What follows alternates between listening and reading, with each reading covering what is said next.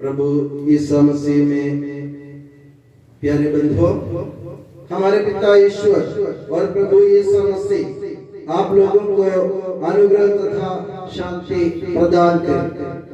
हमारी कलीसिया की परंपरा के अनुसार आज हम एक विशेष नए काल में प्रवेश कर रहे हैं और हमारी उपासना पद्धति के अनुसार ये आखिरी काल है जिसे हम कलीसिया के प्रतिष्ठा का काल कहते हैं।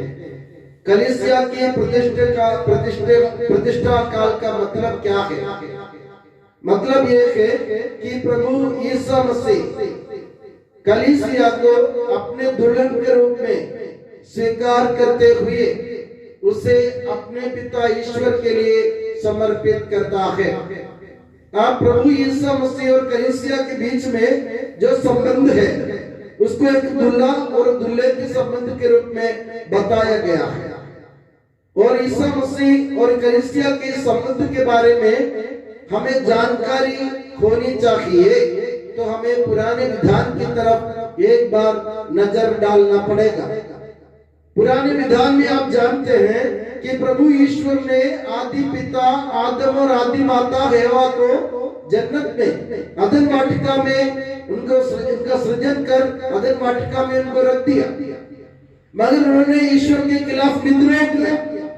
तब से वे लोग दोनों अदन वाटिका से बाहर हो गए। अब ईश्वर ने चाहे इनको वापस लाओ मेरे घर में, इसलिए ईश्वर ने इब्राहिम को चुना। इब्राहिम को बोला तुम सबके लिए आशीर्वाद का स्रोत बन जाओगे। और इब्राहिम से इसहाक उत्पन्न हुआ, इसहाक से याकूब उत्पन्न हुआ और याकूब को प्रभु ने चुना और याकूब का नाम इस्राएल रखा।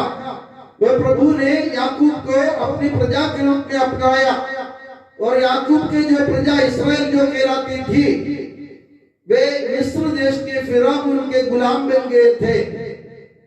इसलिए ईश्वर ने फिर चाहा मैं अपनी प्रजा इस्राएल को उनकी गुलामी से मुक्ति करके वापस लाऊं, एक प्रतिज्ञा देश की ओर ले आऊं। और प्रभु ने मूसा को भेजा। मूसा जो प्रभु द्वारा चुना हुआ व्यक्ति था, उसने फिरौन के सामने जाकर इस्राएल लोगों के लिए बात की और साहस के साथ उन लोगों को फिरौन के कब्जे से निकालकर बाहर ले आए। और सिनाई मरुभूमि के सिनाई पर्वत पर प्रभु ईश्वर ने फिर से इस्राएल लोगों को अपनी प्रजा के रूप में अपनाया। और मूसा के नेतृत्व में वे प्रतिज्ञा देश की ओर जा रहे थे जहां दूध और मधु की नदियां बहती थी। फिर भी इस्राएली लोगों ने ईश्वर के खिलाफ विद्रोह किया। उनके विद्रोह के कारण मूसा को ही अपने प्रतिज्ञा देश में प्रवेश करने का मौका नहीं मिला। और मूसा के बाद जोशुआ आया। जोशुआ ने अपने लोगों को, ईश्वर की प्रजा को अपने नेतृत्व में कनान देश ले जाने का प्रयास किया। आप जानते होंगे, मुझे पता नहीं, इस्राएल और मिस्र देश, इजिप्ट जिसे आप कहते हैं, इजिप्ट से इस्राएल जाने के लिए आजकल में 4 घंटे से भी कम समय लगता है। 4 घंटे के उस दूरी पार करने के लिए इस्राएल लोगों ने 40 साल लगाया। मरुभूमि में वे लोग भटकते फिरते गए क्योंकि उन्होंने प्रभु के खिलाफ विद्रोह किया। प्रभु उनको फिर भी नहीं छोड़ा। प्रभु ने योशुआ के नेतृत्व में उनको कनान देश में प्रवेश दिया।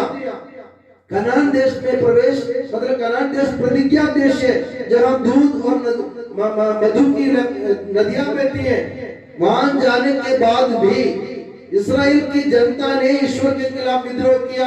उन्होंने अन्य देवताओं की मूर्ति बनाई, उन्होंने अन्य देवताओं की पूजा की, उन्होंने पहाड़ों में वृक्षों के नीचे पेड़ों के नीचे अन्य देवताओं की उपासना की। तो ईश्वर से रुष्ट हो गए, इनसे नाराज हो गए और वे लोग भटकने लगे। तो ईश्वर ने चाहा मैं इस जनता को नहीं छोड़ूंगा जिसे मैंने चुना है। तो प्रभु ने उनके पास पहले न्यायकर्ताओं को भेजा, राजाओं को भेजा, नबियों को भेजा। बहुत सारे लोगों को भेजने के बावजूद भी इस्राएल की जनता ने अपने व्यवहार में कोई परिवर्तन नहीं दिखाया। आखिरी में ईश्वर ने अपने पुत्र ईसा मसीह को इस दुनिया में भेजा और ईसा मसीह ने 12 चेलों को चुनकर और उनमें से जो प्रमुख थे संत पेत्रुस, उनके विश्वास पर प्रभु यीशु मसीह ने अपनी कलीसिया की स्थापना की। प्रभु यीशु मसीह पेत्रुस को कहते हैं तुम चट्टान हो, उस पर मैं अपनी कलीसिया की स्थापना करूंगा। क्योंकि प्रभु यीशु मसीह के पूछने पर संत पेत्रुस ने उन पर अपना विश्वास जताया था। संत पेत्रुस ने घोषणा की थी कि तुम ईश्वर के पुत्र यीशु मसीह हो जो दुनिया के मुक्तिदाता हो। ये हमारी कलीसिया का विश्वास है। तो प्रभु ने उनके विश्वास को स्वीकार करते हुए, कबूल करते हुए पेत्रुस से कहा मैं तुम्हारी विश्वास रूपी चट्टान पर मैं अपनी कलीसिया की स्थापना करूंगा, अपनी चर्च की स्थापना करूंगा। और प्रभु ने पेत्रुस के उस विश्वास पर कलीसिया की स्थापना की और कलीसिया को प्रभु ने अपने दुल्हन के रूप में अपना लिया। और अपनाने के बाद उसके सारे पाप के दाग धोने के लिए प्रभु ने अपने खून बहाया क्रूस पर। जैसे एक पति अपनी पत्नी के लिए मर जाता है, उसी तरह प्रभु यीशु मसीह ने कलीसिया के लिए अपने जीवन को गवा दिया, अपने जीवन की कुर्बानी दे दी और उन्हें अपने रक्त बहाकर कलीसिया को धुलाकर उनको शुद्ध कर दिया। और प्रभु यीशु मसीह अंतिम दिन में मतलब एक बार फिर आएगा हम लोगों को वापस पिता के घर ले जाने के लिए। तब कलीसिया को एक प्रतिष्ठित वधू के रूप में या दुल्हन के रूप में प्रभु के सामने पेश होने की जरूरत है। मेरे प्यारे बंधुओं, ये कलीसिया हम सब है। यानी प्रभु यीशु मसीह जब दुल्हा के रूप में आएंगे तो हमें दुल्हन के रूप में उनके स्वीकार करने की जरूरत है। आज के सुसमाचार में आपने सुना प्रभु को कैसे स्वीकार करना चाहिए। 10 कुंवारियों के दृष्टांत के बारे में आज आपने सुना। 10 कुंवारियां जो दूल्हे को स्वागत करने के लिए अपनी अपनी मशालें लेकर निकली थी और 10 में से 5 ना समझते और 5 समझदार। ना समझ लोगों ने क्या किया? उन लोगों ने अपनी मशाले के साथ तेल नहीं लिया। समझदार लोगों ने अपनी मशाल के साथ तेल ले लिया और जब प्रभु के मतलब दूल्हे के आने में देर हुई, सब सोने लग गई और आधी रात को आवाज आई प्रभु यानी दूल्हा आ रहा है, उनकी अगुवानी के लिए तैयार हो जाओ।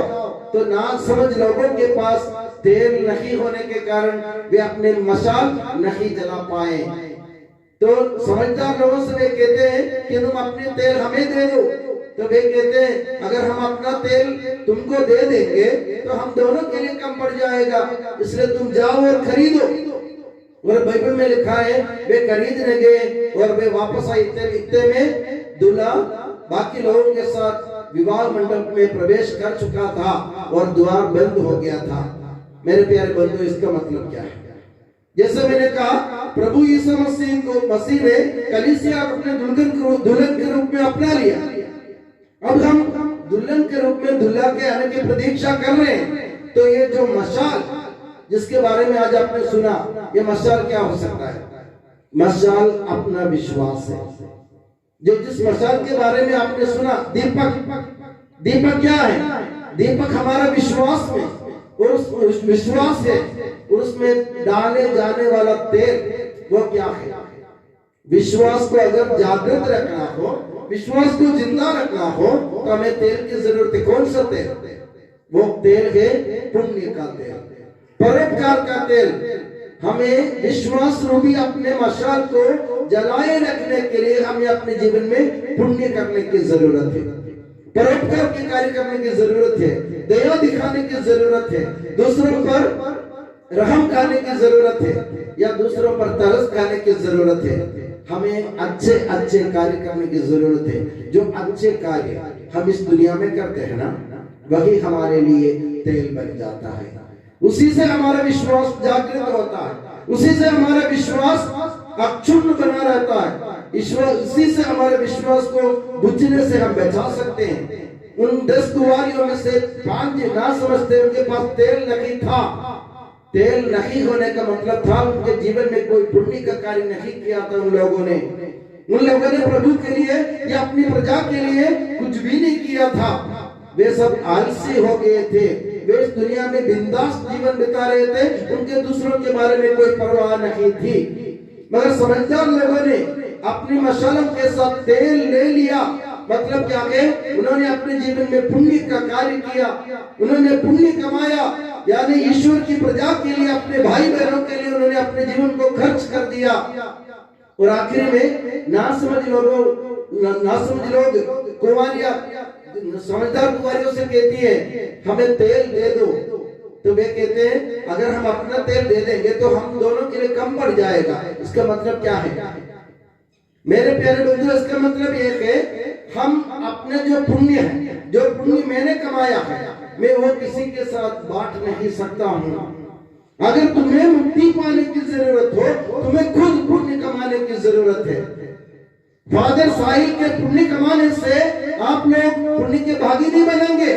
आपको खुद अपने जीवन में पुण्य कमाने की जरूरत है, पुण्य का काम करने की जरूरत है।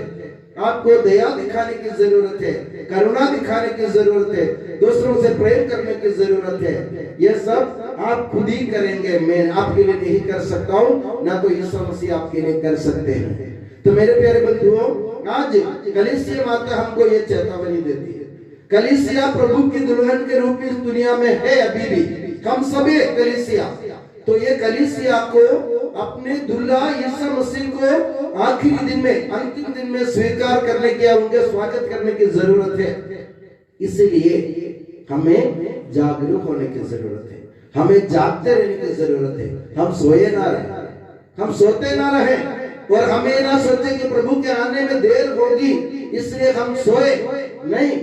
प्रभु के आने में देर होगी तो वो समय हमारे लिए पुण्य काम करने का समय है। हमें दूसरों के लिए परोपकार करने का समय है, हमें दूसरों से अच्छा व्यवहार करने का समय है।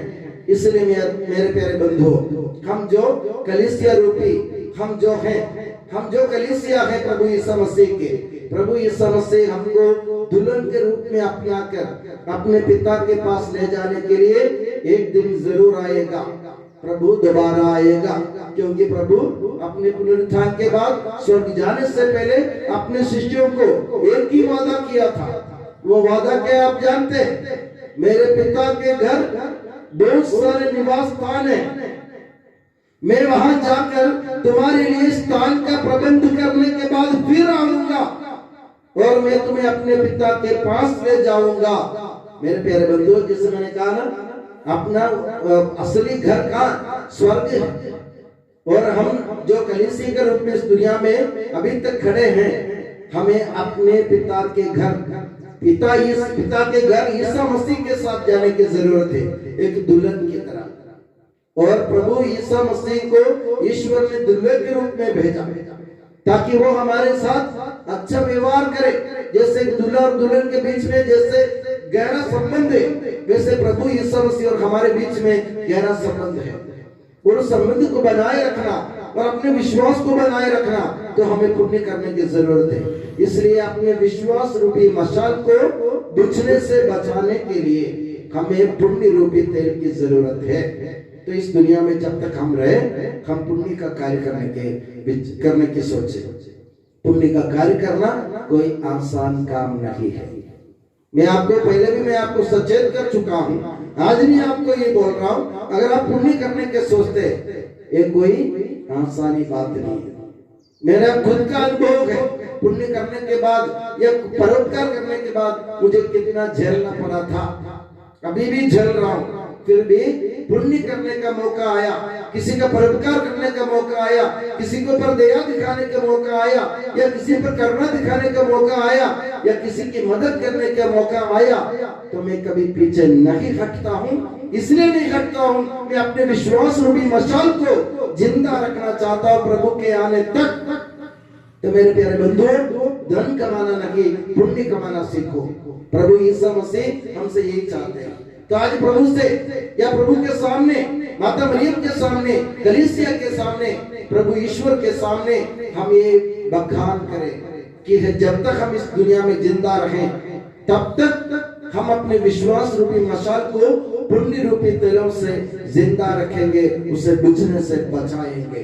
इसके लिए प्रभु से दुआ मांगे। और मैं दुआ करता हूँ कि प्रभु यीशु मसीह और माता मरियम आप सभी को हमेशा अपनी नियामत की छत्र छाया में सुखी और सुरक्षित रखें। पिता, पुत्र और पवित्र आत्मा के नाम पर आमीन।